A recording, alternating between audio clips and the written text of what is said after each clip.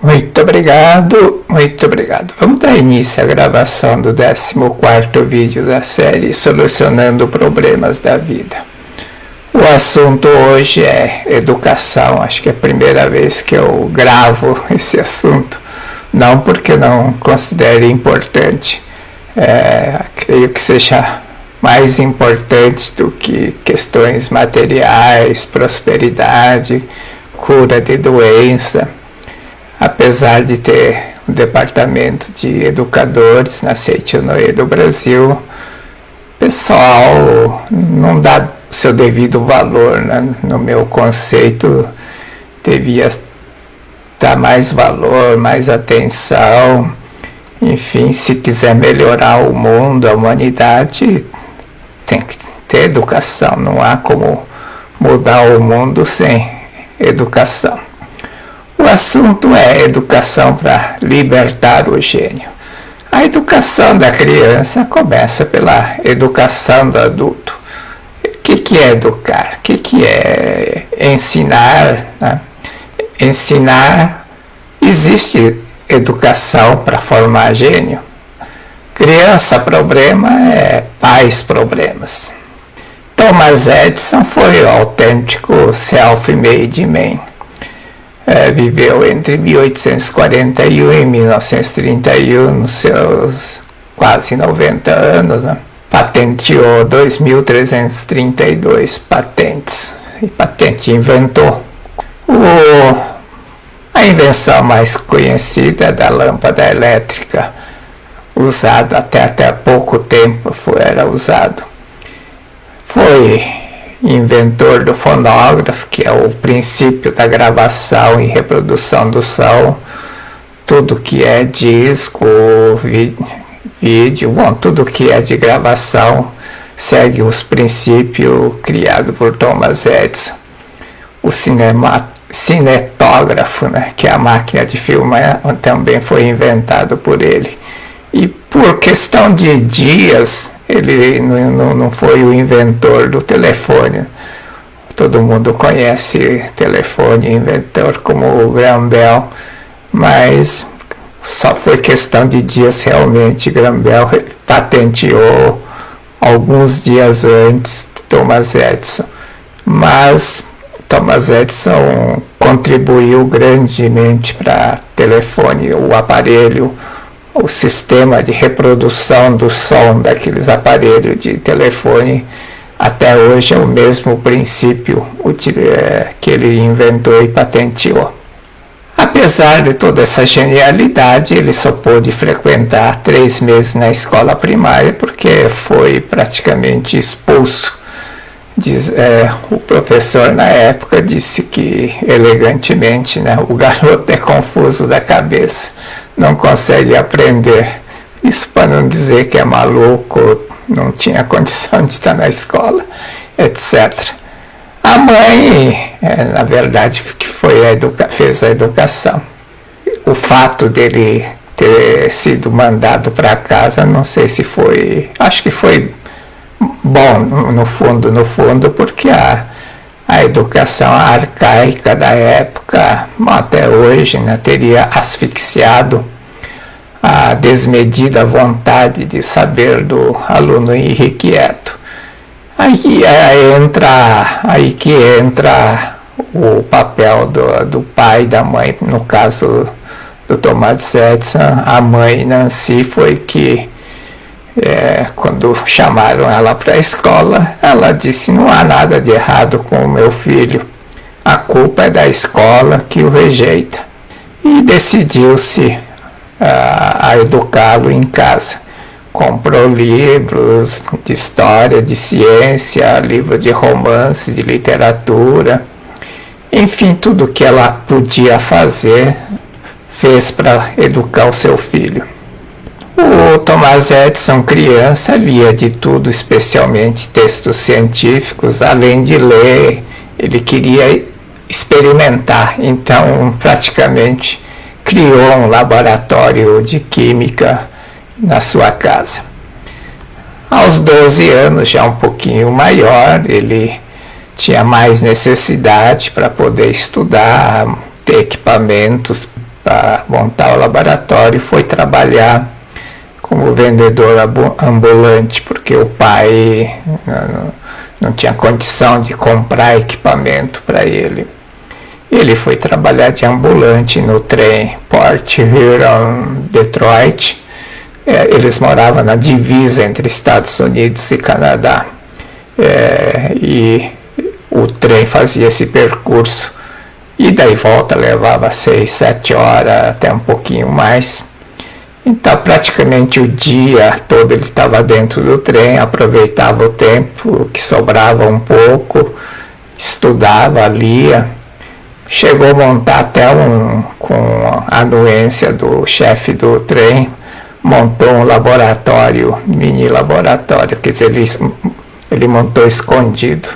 Acontece que um dia no balanço do trem o laboratório pegou fogo. Na verdade não foi laboratório, o vagão de carga do bagageiro do trem pegou fogo e ele levou uma surra e foi jogado para fora do trem. Mas foi assim que ele fez a vida dele, estudou, trabalhou, indo na biblioteca, montando o seu laboratório caseiro. Isso tudo porque a mãe via nele o gênio, o filho perfeito. Método educacional para a formação do homem.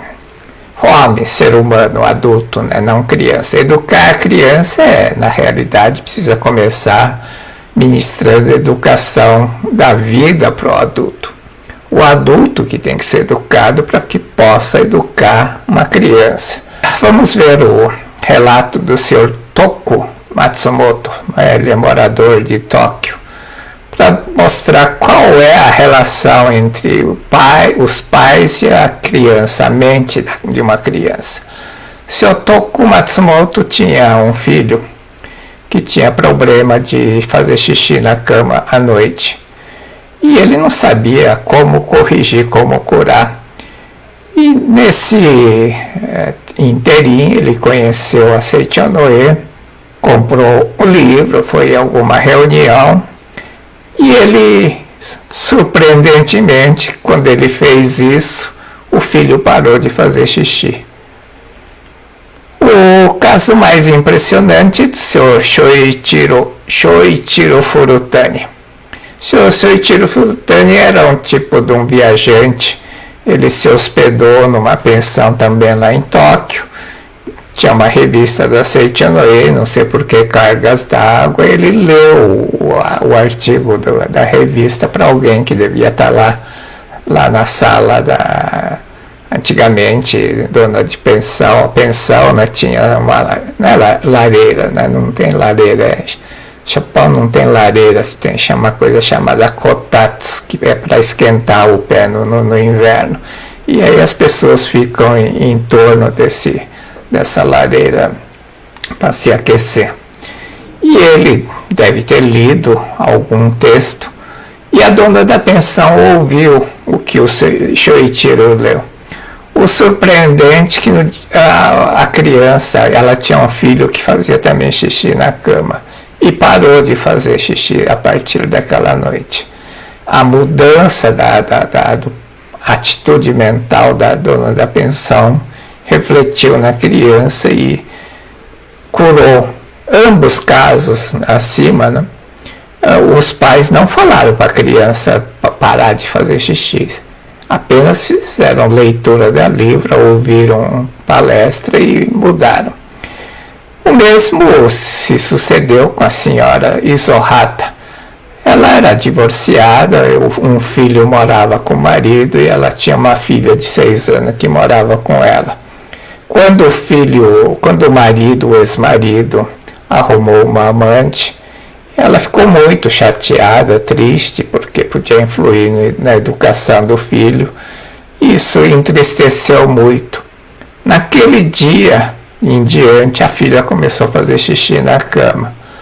Isso porque os filhos refletem a tristeza e o espírito sombrio dos pais, a umidade que tem. Umidade, por isso que molha a cama. Exatamente essa é a lógica. As mentes entre o pai e o filho se comunicam.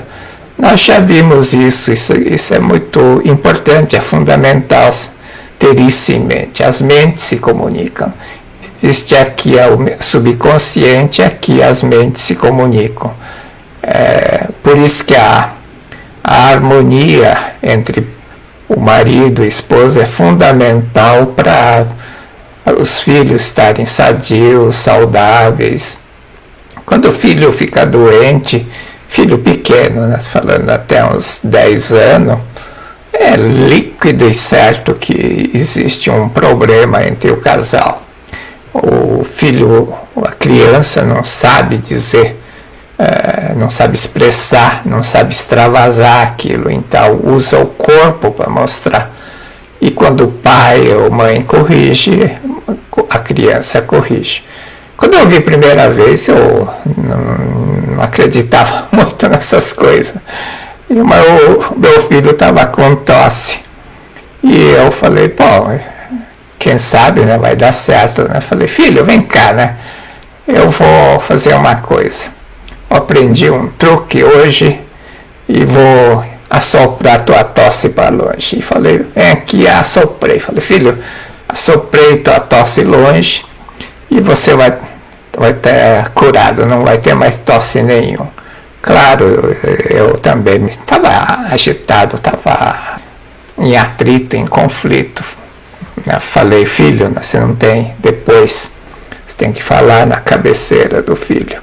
Filho, né, você não tem nada com o problema do pai, né, não tem que castigar teu corpo por causa do meu comportamento, né, me perdoe. O incrível é que o meu filho acordou bom, né, eu fiquei surpreso. Criança problema significa paz problema. Sr. Alexandre Neil, ele é um escritor, educador, tem livro na área de educação e foi quem primeiro foi o precursor da ideia de educação liberal.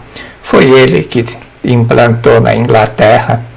Ele é escocês, tem uma escola e lá implantou a educação liberal. Na época, a criança não tinha nenhuma liberdade, né? Era tratado com um chicote, é quase isso. Alexandre Ney diz isso assim no livro dele.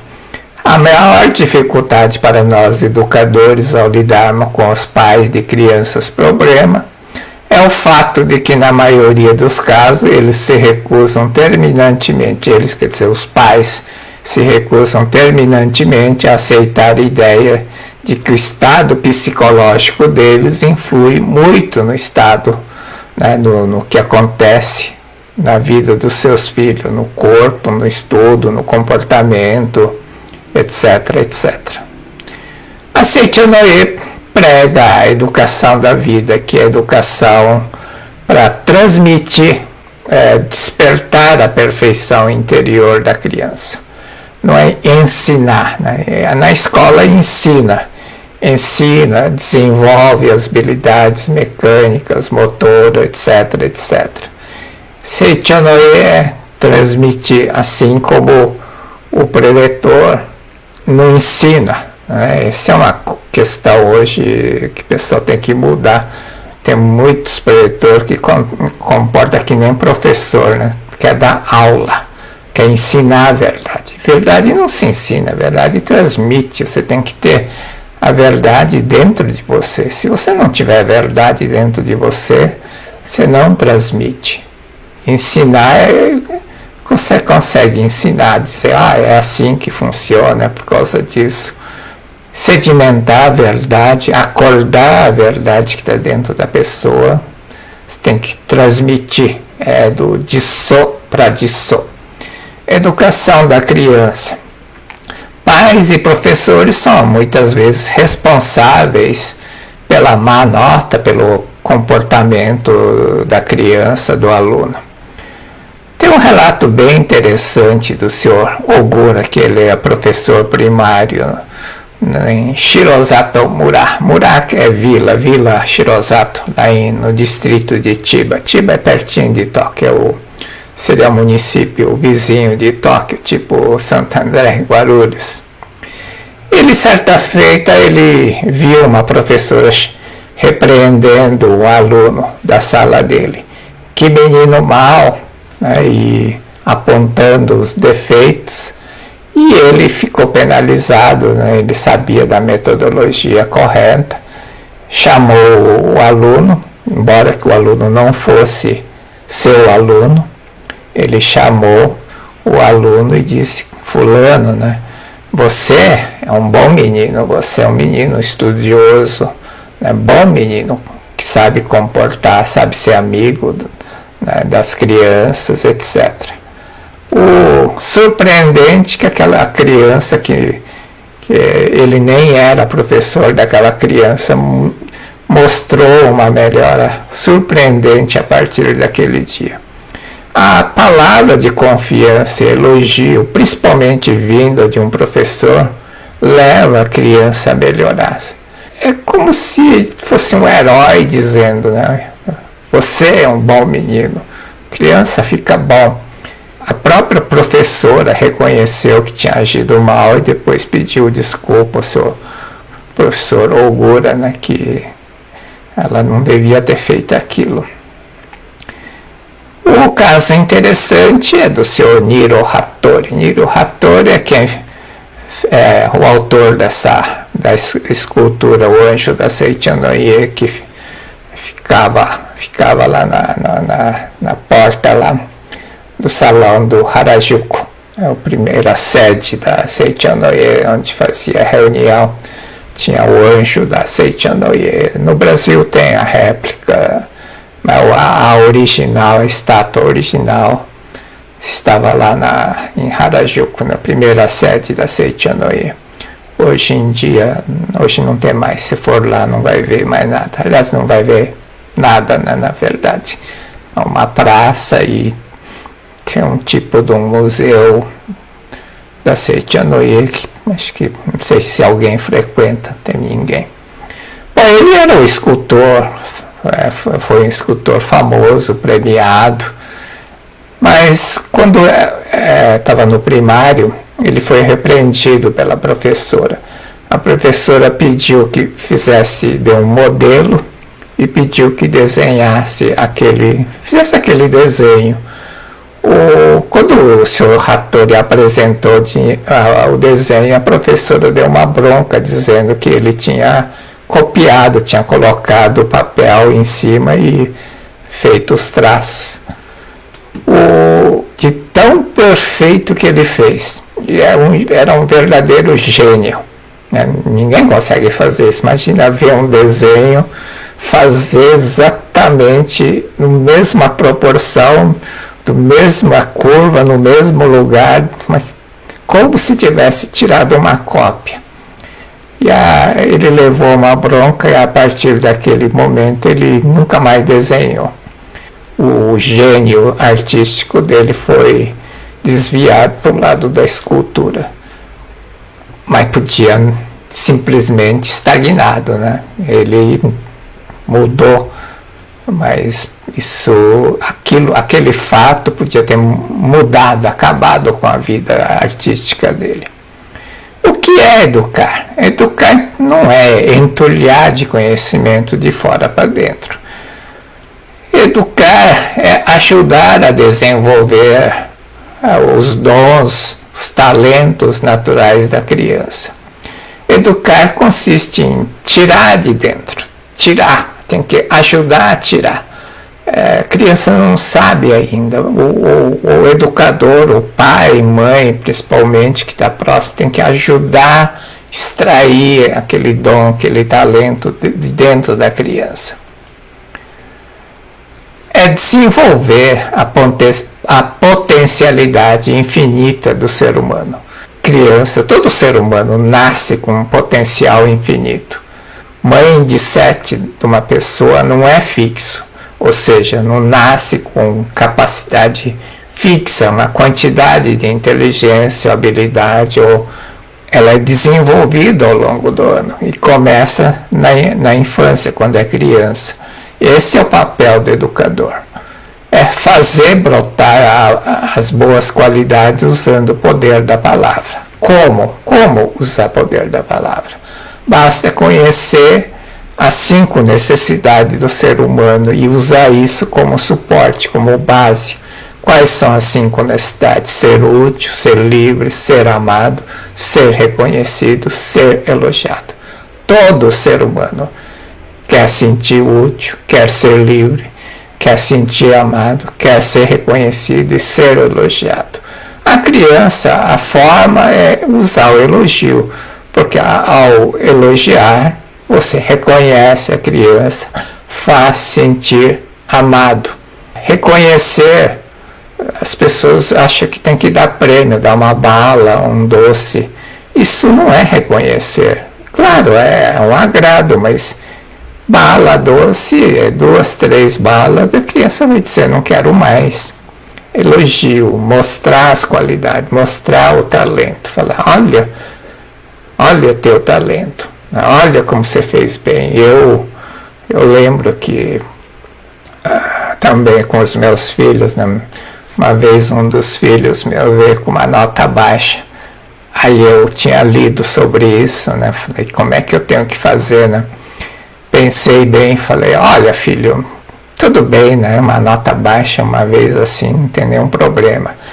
E aí eu lembrei, falei, eu até levei 0, né? E aí foi verdade, levei 0 uma vez, porque a gente não gostava do professor, a gente fez um tipo de greve, a gente não entrou na sala de aula e levamos um 0.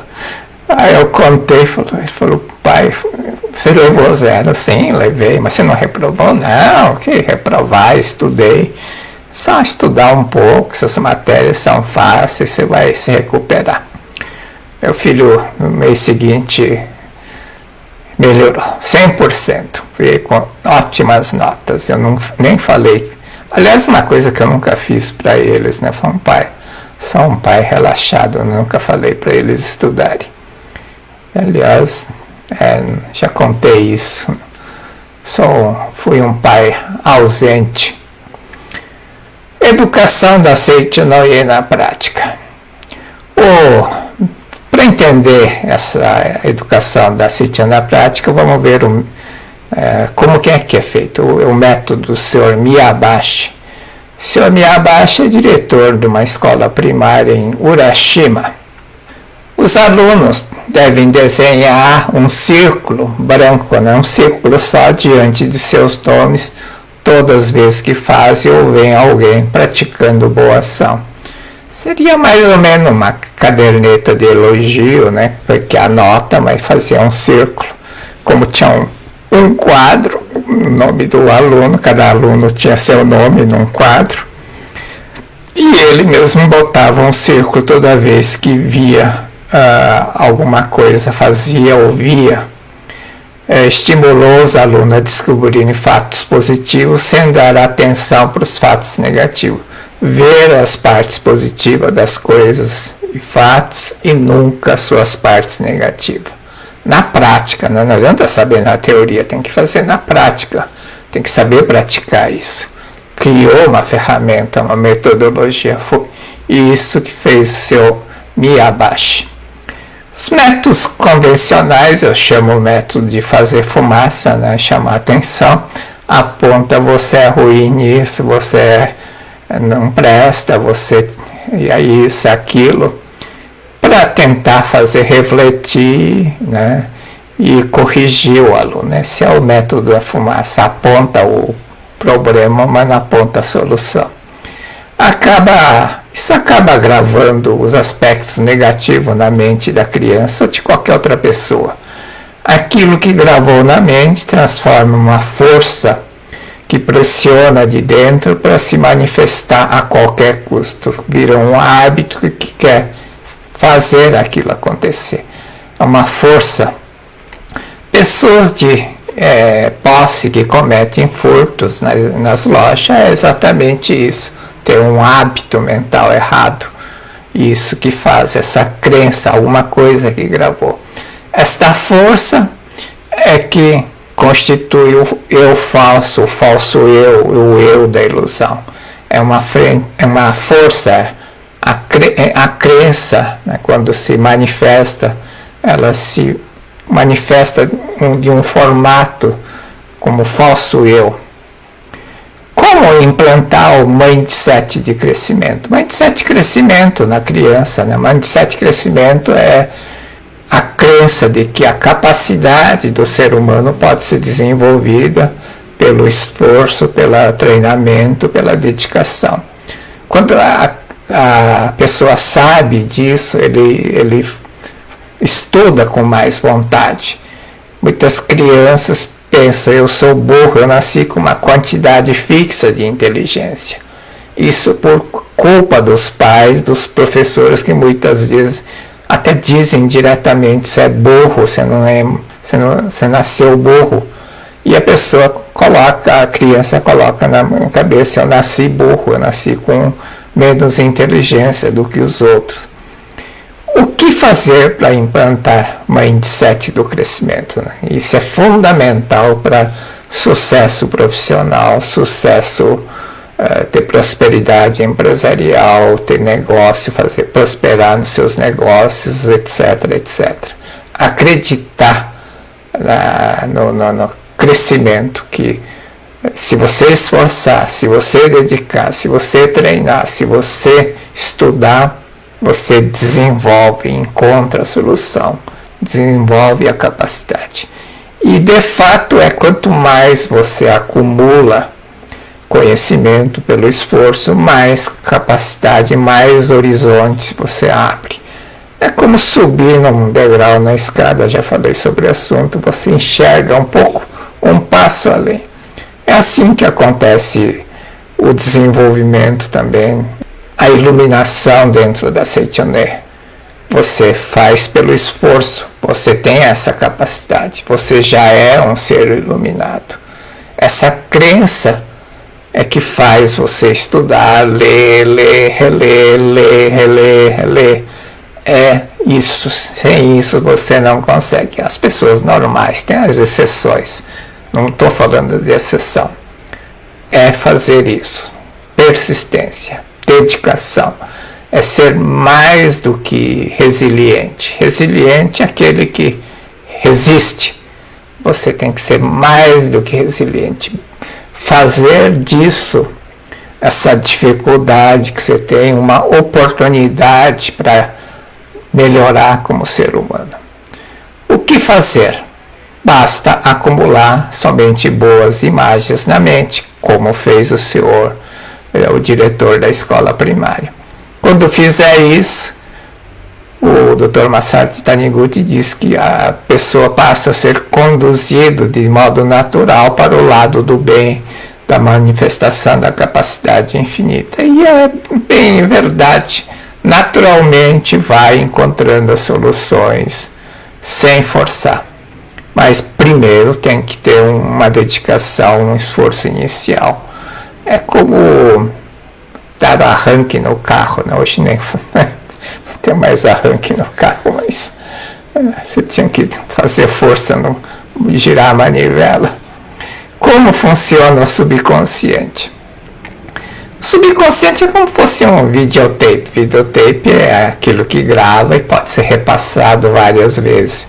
E é exatamente isso que acontece toda vez que aperta o botão OPT, oportunidade, não é option, oportunidade, opportunity. Ela manifesta aqui. Por isso que os fatos acontecem. A causa se manifesta quando encontra uma oportunidade. A força da mente, da ilusão do subconsciente. Se uma pessoa tiver gravado na mente, você é mau, mesmo que pense, vou melhorar, será muito difícil, porque trabalha mais forte a ideia gravada, sou má pessoa. A ideia só má pessoa parece que envolve a criança, o ser humano, e não deixa sair. A força da mente, do hábito, sou má pessoa, é como um embrulho que encobre o diamante, não deixa a luz aparecer. Embrulha é como um embrulho que encobre a capacidade infinita e não deixa manifestar o ser diamantino que está dentro de uma criança.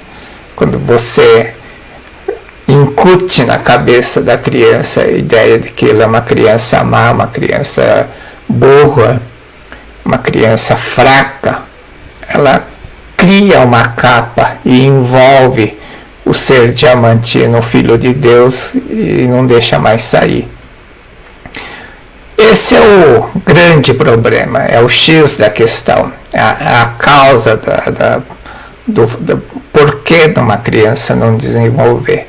É o encobrimento do ser diamantino da criança. É devido ao método da reflexão, que só faz a fumaça preta. Faz a criança gravar somente os pontos negativos, porque só aponta o errado, só aponta o errado, só mostra o errado, só mostra que está errado. É como acrescentar o círculo preto no nome da criança. Lembra do metodologia do diretor? Botava círculo branco. Quando você fala, você fez errado, você é um mau menino, é como acrescentar o círculo aqui na volta do diamante. Círculo preto no nome da criança, Eugênio. Eugênio é o nome da criança. Cada vez que grave um ponto negativo, cria um círculo. À medida que vai gravando o círculo preto na volta, vai aumentando, né, como está aqui, ela toma conta. À medida que vai na volta do nome, o Eugênio vai deixando, vai acumulando mais círculo preto. Eu sou mau, eu sou ruim, eu sou fraco, eu não presto. E acaba escondendo, encobre, o Eugênio desaparece, some. E quando o Eugênio desaparece, o que aparece? Eu falso, Eugênio, eu falso. A mente que está em ilusão profunda dá a forma à sua crença e manifesta uma imagem falsa, o eu falso, outro personagem. É fácil de notar isso. Às vezes você fica muito tempo afastado de uma pessoa, 10, 15 anos, e encontra, e aí você encontra uma pessoa totalmente diferente. Às vezes surpreendentemente bom e às vezes surpreendentemente negativo. Você fala, nossa, não é a mesma pessoa. Eu já tive vários encontros desse tipo. Algumas foram boas, a pessoa estava com outro astral. Algumas eu fiquei assim triste, né? Não era mais aquela mesma pessoa, tinha perdido o brilho, não era o mesmo ser. O Eugênio tinha se transformado em eu falso. E é exatamente isso que acontece quando cobre, né? Quando você grava pontos negativos e encobre, no lugar do Eugênio surge o eu falso, que é outra personagem. Mas atrás está lá, o diamante está lá dentro, o ser diamantino está lá, o Eugênio não desapareceu, é uma falsa presença. A mente que está em ilusão profunda dá a forma à sua crença e manifesta uma imagem falsa, o eu falso, outro personagem. Essa é a lógica que tem que entender. Se entender essa lógica, você vai resolver o problema. Qual que é a educação que liberta o gênio, o ser diamantino? É usar o método do Sr. Miyabashi, diretor da escola primária de Urashima. Está aqui todo coberto, Eugênio coberto. O aluno deve desenhar um círculo branco, diante de seu nome, todas as vezes que faz ou vê. Isso é como se estivesse apagando o círculo preto. Joga outro círculo branco, remove vai apagando, apagando, uma hora apaga, manifesta o eu gênio. Por isso, o que tem que fazer é, em vez de censurar os defeitos da criança, como palavra, como fez o professor do Thomas Edison, o garoto é confuso de cabeça, não consegue aprender e mandou para casa. Você tem mau caráter, etc., corrige, deve afirmar categoricamente. Você é bom menino, com certeza fará coisas boas. Você é bom menino, com certeza fará boas coisas. Tem que fazer isso.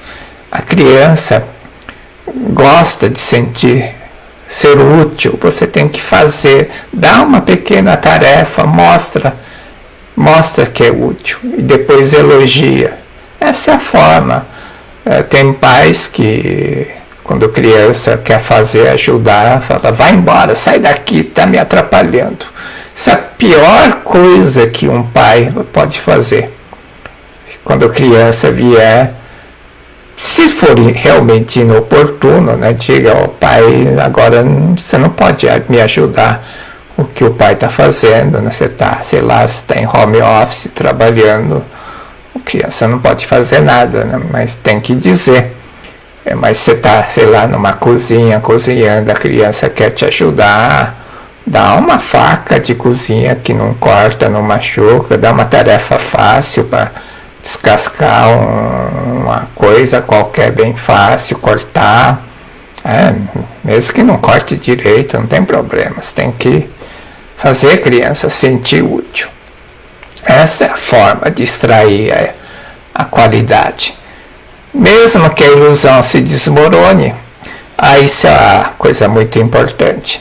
Quando você começa a fazer essas práticas, ler sutra, fazer elogio, etc., para um filho problema, que na verdade é pai problema, mas o pai que conscientiza vai mudar, vai ter uma questão um pouco que você vai ter que saber superar, que é a questão do desmoronamento.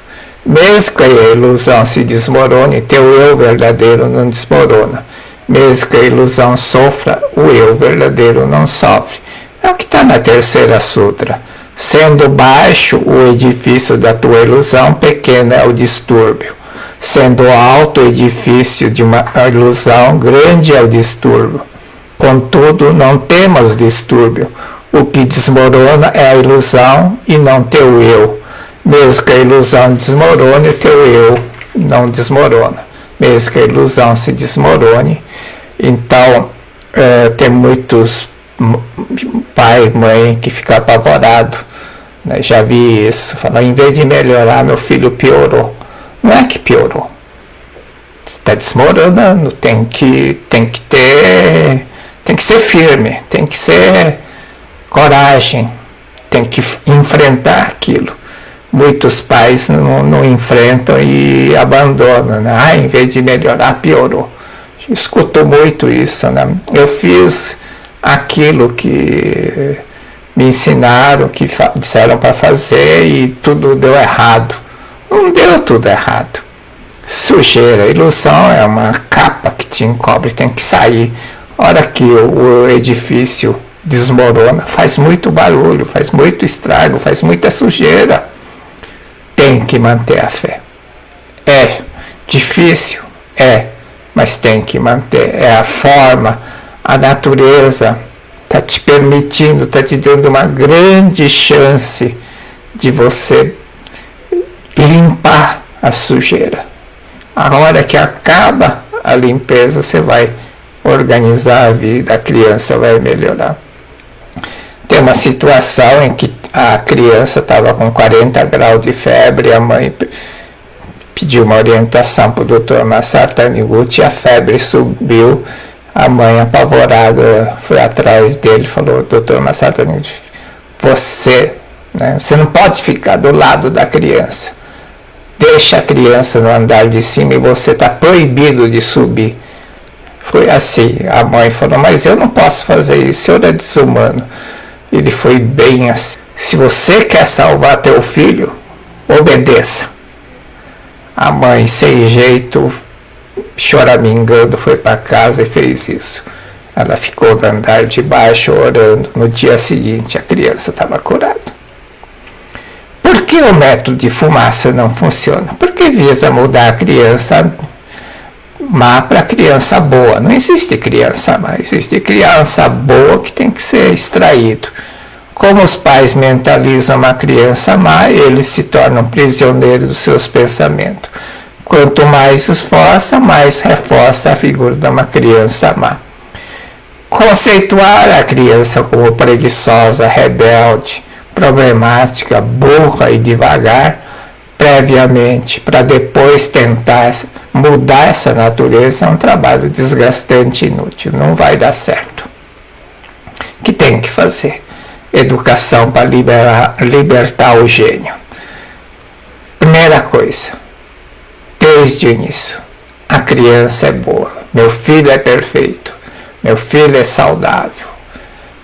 Não existe criança problema, não existe filho rebelde, não existe filho viciado, não existe filho drogado. Eu, pai, se o pai não consegue ver filho perfeito, quem é que vai ver o filho perfeito? Teu vizinho? Não. Se ela detestasse o estudo por natureza, jamais conseguiríamos fazê-la estudar. Se ela fosse rebelde, criança fosse rebelde, má por natureza, seria impossível mudar o comportamento dela. Todo filho é filho de Deus.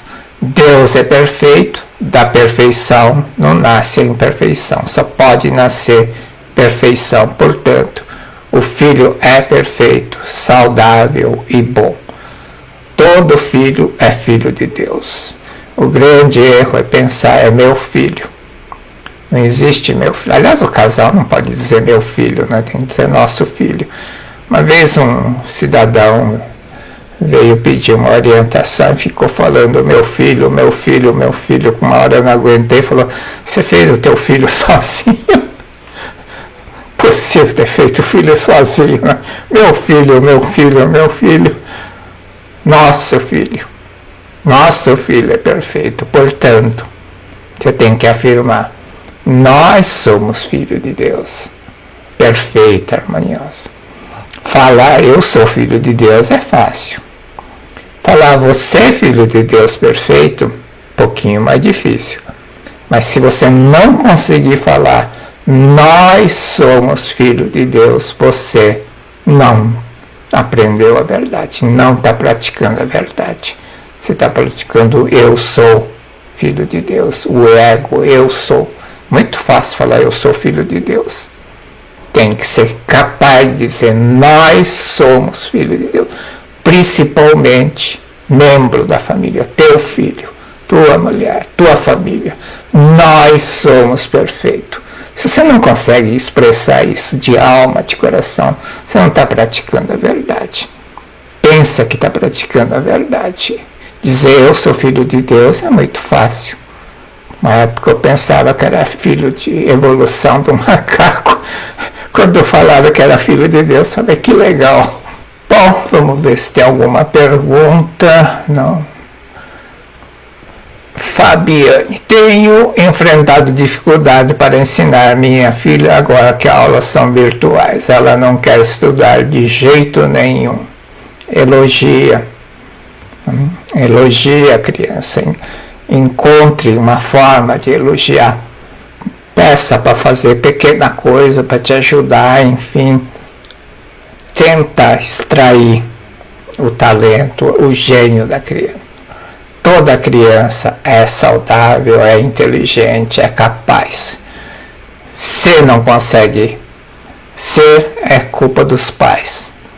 Hoje eu não vou dar nenhuma oração, vou dar aquelas palavras de encerramento de curso de autoajuda. Mas eu gosto muito dessas frases do Thomas Edison. Não me desencoraje, porque cada tentativa errada, descartada, é outro passo à frente. Ele dizia que ele não errava, ele aprendia. Né? Nossa maior fraqueza está em desistir, isso é verdade. O caminho mais curto é sempre tentar mais uma vez. Nossa maior fraqueza está em desistir. Tem um livro que o Dr. Masaru Taniguchi diz: 5 minutos finais são as coisas mais importantes da sua vida. É lá que você decide se vai para frente, conclui, faz dar certo ou não. A maioria das pessoas desiste aos 45 minutos. Desiste aos 45 minutos, né, no jogo de futebol, mas 35 minutos. Se persistisse até 50, ganharia o jogo. Muito obrigado.